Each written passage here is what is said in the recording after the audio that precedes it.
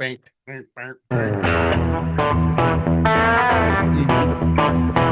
hear the music, you know it's that time. Time for us to do the barbecue show with Jake and Stunt Monkey. And, wow, quite frankly, guys, I follow along a little bit now that I know who in the world you are. Did I just see you got another radio station? You guys are getting big. How, was it? Yeah. I want to say it was KWLM, but I might have been wrong on that. Is that where you guys are at now? You guys got another station under your belt. Yeah, we got out in Marshall now, KMHL. Okay, that's fantastic. Good for you guys. That's really cool. Thank you so much. And you guys do this every week? Every week, brand new episode, an hour long. We're grinders, bud. Oh yeah. Well, you got to keep it up to get people going. Hopefully, the podcast is going well then. Yeah, I think we are. We're definitely seeing a lot of feedback from folks, and we love hearing it too about people like trying something for the first time because they just heard it, and so they're always excited about it. I don't want to say it's been super successful, but Stunt's considering a new pool this year. Oh wow! Well, that is good. Yes. Little plastic wading pool thing that the dogs like to. Yeah, pretty much. Yeah. Good to go. I know you're going to talk Super Bowl, and I really want to talk the Super Bowl. But one thing we haven't talked about, I don't know why I haven't thought about it before, smoking drinks. Is this in your guys' wheelhouse? I mean, you're going to talk, I presume, smoking nachos for the Super Bowl party. Do you guys smoke your beverages? Have you done it? I have not myself. I'm a big. I know Stunt isn't really into it that much. I'm not a big smoky drink guy. It's not when I'm going for a cocktail or a beverage. Smoky isn't the thing I'm looking for. I know people who do it a lot. I know ways to do it. I know it can be a great way to enhance a beverage, especially with certain bourbons and different things along those legs. I will say one guy we had on the show, this is twice this week we've brought this up. We had a guy on the show who he does a lot of cold smoking, like cheese and things like that, where you're not adding heat, you're just adding smoke. One of the things he does is Cheez-Its, and he smokes and re-seasons the Cheez-Its, and they are phenomenal. The crackets? The crackers themselves? Yeah. You bet. Yeah. And you can, listen, you can smoke anything. Just, ask Greg from the Fokker family. But the thing he does also, and this is what I think to me would be I'm more apt to try than the smoking the drink, is he smokes his ice cubes. Yeah, all right. Thank you very much. Where's the wait, how? So here's what you do. He really does now. He does do this. Here's what you do is you take your pans, those metal half or quarter sheet pans that you have. Everybody has stacks of them. You put water in there and you throw it in your smoker, and you let the water absorb the smoke for 45 minutes, hour and a half, whatever you want. And then you take that water and you freeze it into ice cubes. And then you put that ice cube in. That seems like a process. That seems like way too much work. Yeah, here's where I'm going. I hate to have to light something on fire and stick my drink in it. The 14. You gotta make ice anyway. I had never had one of these smoky drinks. We'll get to you guys the topic in a second. Okay. But my son took me to this place in New Prague. I don't know if you guys are on New Prague. I'm not. New Prague is the 14. I'm an old Prague fan myself. 1419 Club, whatever it was. And they had a little box. And he goes, Dad, you got to try the smoke, old fashioned. They bring it over that fits 2 drinks in and it makes smoke. And you could tell the difference. It was kind of fun. Then you find out they charge like $4 extra for having it, right? I mean, it's a moneymaker. And then I went to a speakeasy in St. Cloud. I'll never remember the name of it. Blue Goose, something like that. The speakeasy. We'll talk about that. It's a speakeasy. Oh, that's right. And they had this weird ball of smoke, like I guess it was I didn't want to say bubbles. A bubble of smoke that'd go over your drink, and then it would pop, and the smell would get there. And they charge you more for it. It's more for cool stuff. I like a smoke drink. I think it makes it more cool. So I'm just going to throw it out there. All right. It looks cooler, is what you're saying. Yeah. Look at that. I hear you say, and anything you just said, it tasted better. You said it looked cool. That's all you said. Okay, but let's just say, like when you go to the Mexican restaurant, and then the person orders that plate that comes out that's sizzling. Fajitas? The fajita plate, yeah. Okay, does that make it taste any better? No, but it looks cool, and so they get a lot of fajita people. You can make the fajita in the back room, bring it to me, it tastes the same, but you bring me the flaming plate, it looks cool. People like it. Well, he's right. It does have to be served. I mean, you have to prep those veggies and stuff on that hot plate for the flavor. Oh, But serving whatever. it that way, you're right. And it does both do the same thing, because I think you're onto something here, Al. The fajitas and the smoked drink, both of them guarantee you're going to go home with your coat smelling funny. Very true. Okay. Super Bowl's coming up. Yeah, well, you landed it. All right. The Super Bowl's coming up. This is a big deal, isn't it? First off, put your bets down. Are we going with Sam Darnold and the Seahawks and their 4.5 points, or are you going with New England? Let me just ask you something, Al. Mm-hmm. Would you, after that conversation, would you bet against the Marlboro Man? You wouldn't do it. No, I wouldn't. Sam Darnold's grandfather is the Marlboro Man. That we I all did remember. not know that. Yeah, he is the Marlboro Man, and you cannot bet against a quarterback who used to play for us and realized the errors of his ways and went on to go to the Super Bowl the very next year. That guy's a winner. I hope for him because he's kind of the underdog. I think a lot of Minnesotans are voting for him to fall on his face, fumble too much, and be that Sam Darnold. The guy won us 14 games. I'm happy for him. We wouldn't pay him $100 million. Let him go there. He won another 14 games. I want him to win so that whole monkey's off his back. We messed up. Let's just it's not his fault he's gone. 100%. Yeah. The fact that we're worried about it is it's so weird that some people are like, I hope it loses. I'm like, but it's not. He didn't leave us. We didn't give him money to stay. Yeah, that's what I'm saying. I feel sorry for the guy. He did turn down our offer, for like 1 year, for like $40 million more. Yeah. So here's the thing. If we want to go hardcore football talk here, I'm kind of a big NFL mind. I had no idea that New England was this good. I didn't pay attention. I know. And then the playoffs rolled around. I was like, oh my goodness, these guys are good. Yeah. But you got to hate them just for all the Super Bowls they've already won, right? It's like, we just don't need another dynasty. That's just another reason to not like them.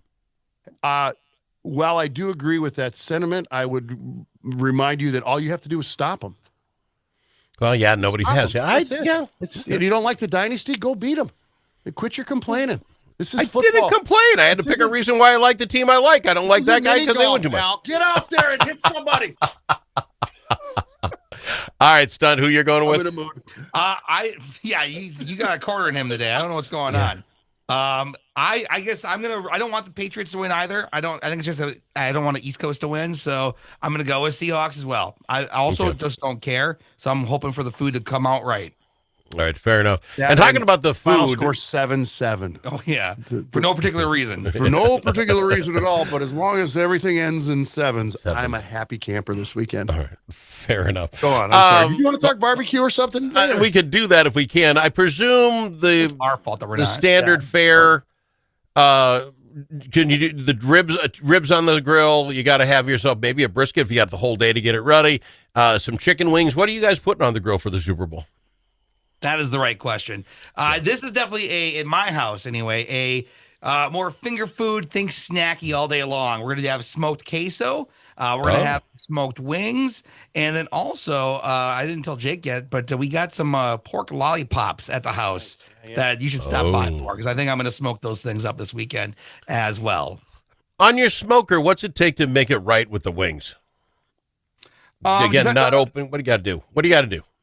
There's a few different ways to do it. I mean, I'll just put the wings on at about 350. It's more of a wood-fired thing than a smoked thing, I guess. Okay. And let them go until they're done, about 30, 40 minutes. Depends on how thick the wings are. Some of those wings lately, I feel like, are getting super thin Yeah. in the category. That you're not Chickens on Ozempic. Yeah, it's been interesting. All right, so then 30, 40 minutes. Trying to give himself the shot. It's hilarious. Do you base them on anything? Do you do anything on them before you put them on the grill, or do you straight up and let them dip later if they want sauces? I'll not marinade. What's the word I'm looking for? Brine. Thank you, Jake. Oh. I'll brine them beforehand, about a day before if I can. Tomorrow I'll get them on, or Saturday I'll get them in the brine, and then I'll dry them off. I'll put them in some seasoning and baking soda, just kind of lightly just drizzle it through there or run it through it, and then put them in the smoker, and that baking soda will make them be a little bit crispier, and that's how I usually do it. Right, No flour. I don't usually a lot of flour or anything. I'm not trying to bread them, I guess, if it makes sense. I'm just trying to make sure there's a little covering so it makes them crispier. Is that how you do it as well there, Jake?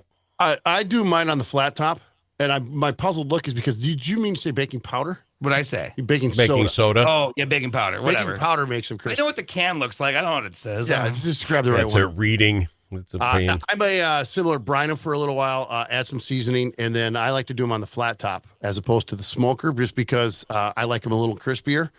And the smoker gets them a crispy, but it's more of a tougher crispiness with the skin. Similar thing, high heat. You mix them up with some seasoning and some baking powder and maybe like some melted butter, something to get it to all kind of cling.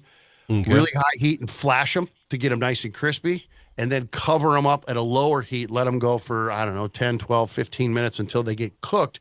Then slide them back to the high heat and give them a refry, and then they come off, and then you can sauce them or do whatever you want with them. But then you still get a little crispy, but they're done perfectly. It doesn't take too long. You can do them, like, for example, if you're not a Bad Bunny fan, you could go out and whack out a batch of wings during halftime and bring them back in for third quarter. Well, doing that, let me ask you this. Do you guys have any kind of rule of thumbs as far as the number of people / the number of wings or the number of people, how many pork lollipops you got to do? I always run absolutely scared to death. I'm not going to have enough. If somebody shows up and they're really hungry for the game and all of a sudden, you didn't eat at 5 o'clock, you came here at 7 looking at me, feed you. How do you kind of judge? Do you have any rules of thumb on how many wings does the average guy eat? Well, for like this Super Bowl, I'm going to be really worried about 5 people. I think it's going to be is all I got to worry about. And so I'm assuming there's going to be enough food of everything. So as long as I have enough wings to cover the kid in the house, we'll be happy in the house. So as long as I have but what does that mean? A kid will eat 10 wings and you do it, but what do they sell them in, like 5-pound bags or something? If you get them at the Sam's Club, or what do you buy them in, and how many are you buying at a time? And yeah, I'm buying I think it's a 3-pound carton, I think is what it is now at Hy-Vee's, where I got the last few I've picked up. Anyway, I know 1 or 2 packages all I've ever got. So it's usually probably about 25 wings in each one. Okay. I think the reminder here is the wing an appetizer? Is it a snack to go with everything else, or is it part of an entree? And if that's the case, 2 things to remember: wings reheat well. Yeah. And if you've got 10 people and you do 3 pounds of wings, which I think is a lot, when they run out because you've got other things as well. Mm-hmm. And what I love is when they do run out, so I don't have to deal with a bunch of leftovers the next day anyway. Yeah. So. See, but I love the leftover wing. I think the leftover chicken is fine by me, so I don't have any problem overdoing it. But you talk about the lollipops you've got. How many do you want a person? Everybody get a snack at it? I think the package just has 6 or 8 in there. So whatever, I'm just going to make it up. Yeah. It's going to be a lot of food. So if you don't get one or the other, too bad, so sad. There's something else to eat is my thought process. Yeah. Wow. Not everybody gets get full on something. That's the main point. All right, fair enough. Let's go to break. We'll be back after this, talk some more. The ribs on the same way. I'd ask you that same question. How do you know how many to make? We'll talk about that after this. I've got them. Jake and Stunt Monkey, the barbecue show. We're talking Super Bowl food.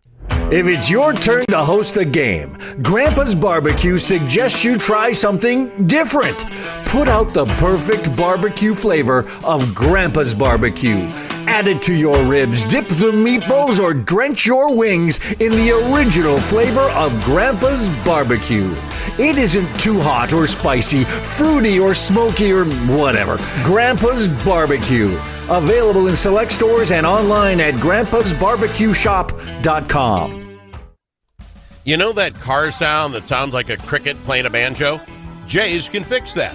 You know when you step on the brakes and your car sounds like a pair of tennis shoes in the dryer? Paul is the guy who specializes in that. And you know that sound that never happens when the mechanic's around? Paul took a whole course on that.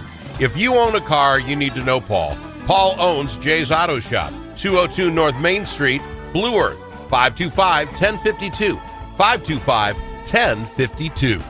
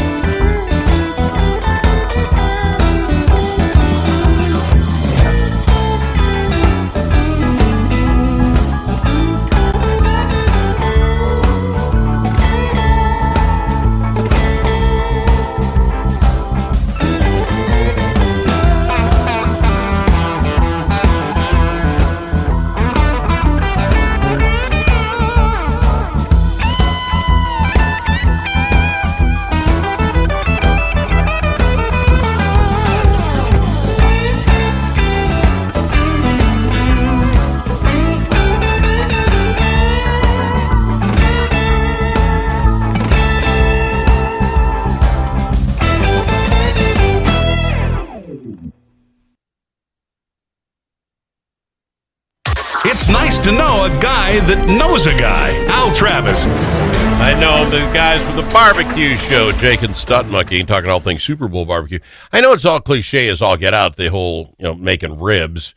But, we've talked about making them, and we can make them pretty well. The weather looks like it's going to be, nice enough. No real wind. I think we're getting about 40 degrees down here. So I honestly look, we're going to do some ribs. Quantity, 2-3 ribs a person. I know you don't seem to care, Stunt. You don't get a rib from me, go eat some queso. I get your weirdness about that, but I want people to try the stuff I make. So a couple of ribs a piece, is that fair? Well, yeah, I'd say 2-3 ribs a piece. Okay. If there's 10 people coming to my house, I'm going to probably buy 3 racks of ribs. Okay. Is that good by you, Jake? Yeah, no, for sure. I agree. I think, for one, you're always make more, especially ribs and wings, anything that can be reheated the next day with purpose. Yeah, don't worry about it. Just make a bunch. My attitude is if it's our family of 4, I can usually get by with 1 rack of ribs, like for a meal, because I know we're going to have a handful. My wife's a stickler about we have to have a side. We have to have a vegetable, and we have to have a potato, and we have to have a bread, and we have to. And I'm like, that's not true. Poor kid. Whenever my wife's out of town, I make a pile of meat, and I'm like, "There's dinner," and she's like, "No side." Same here. 2 things quick. The brisket, I'm thinking really of a brisket day because the game starts so late. It can really go all day long and be just prime when the game gets on.